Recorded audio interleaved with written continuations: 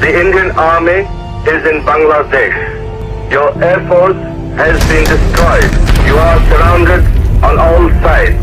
And if you don't surrender, you will be killed unmercifully. Fire! अप्रैल 1971 नई दिल्ली का एक बंद कमरा और उसमें भारत की प्रधानमंत्री इंदिरा गांधी और सेना प्रमुख सैम मानेकशॉ और कुछ चुनिंदा कैबिनेट मंत्री।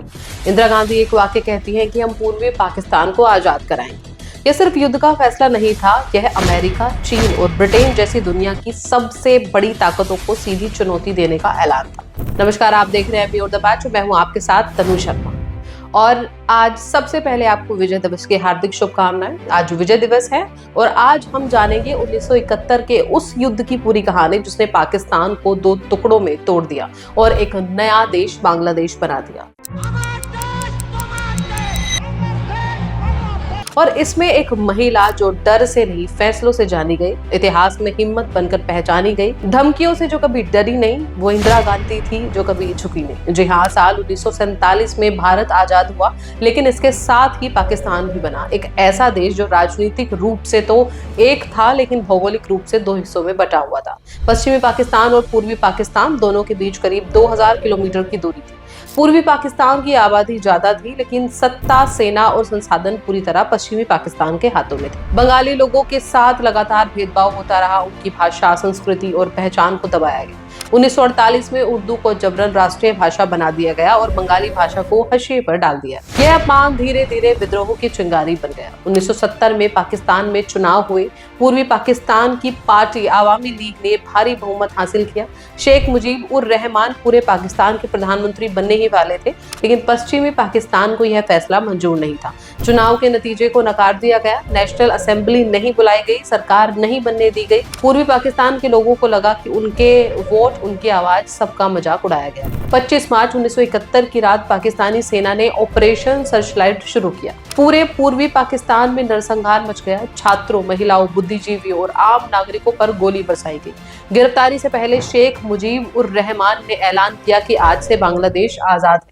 पाकिस्तानी सेना की बर्बरता से बचने के लिए लाखों लोग जान बचाकर भारत भागे। भारत पर अचानक एक बहुत बड़ा शरणार्थी संकट आ गया। भोजन, इलाज, सुरक्षा, हर जिम्मेदारी भारत के कंधों पर थी। इंदिरा गांधी समझ चुकी थी कि यह सिर्फ मानवीय संकट नहीं, भारत की सुरक्षा का सवाल बन चुका है।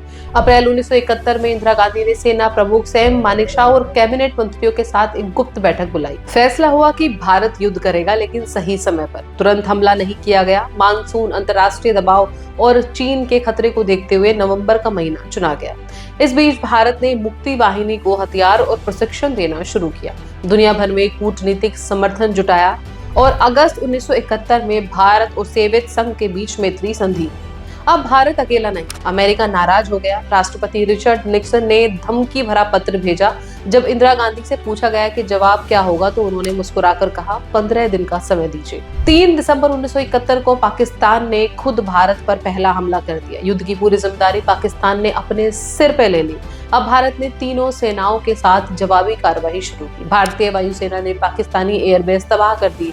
नौसेना ने कराची बंदरगाह को जला दिया। पूर्वी पाकिस्तान में भारतीय सेना तेजी से आगे बढ़ने लगी। ढाका की ओर बढ़ती भारतीय सेना को रोकने के लिए अमेरिका ने अपना शक्तिशाली युद्धपोत बंगाल की खाड़ी में भेज दिया।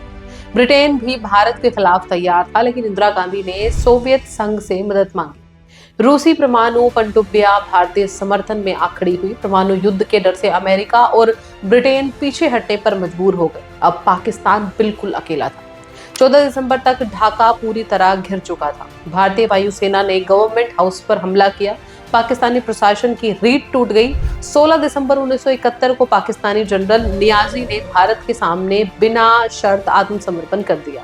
करीब 90,000 पाकिस्तानी सैनिकों ने हथियार डाल दिए और बांग्लादेश आजाद हो गया। यह युद्ध सिर्फ बंदूकों और टैंकों से नहीं जीता गया, यह युद्ध जीता गया साहस, रणनीति और नेतृत्व से।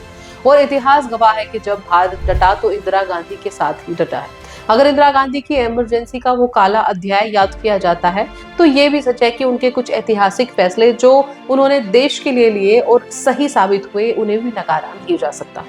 आप क्या सोचते हैं, हमें कमेंट में जरूर बताइएगा। और विजय दिवस की आपको हार्दिक शुभकामनाएं। मैं थी तनु शर्मा, आप देख रहे थे बियॉन्ड द मैच। फिर से मिलते हैं एक खास इंटरेस्टिंग स्टोरी के साथ। Till then keep watching beyond the patch और कमेंट में जरूर अपने शब्दों को लिखना मत भूलिएगा।